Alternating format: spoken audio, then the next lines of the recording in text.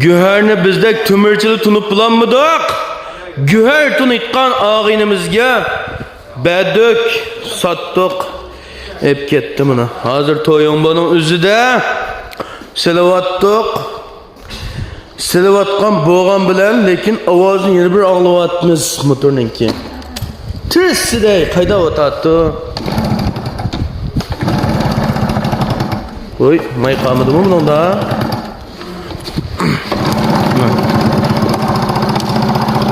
Güher.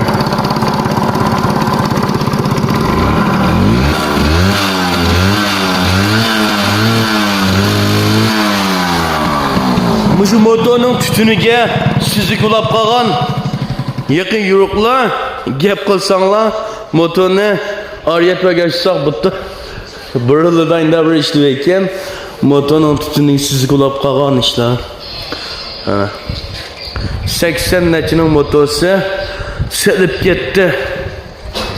Hazır toyun bu ekilip salavattık. Menip gitti.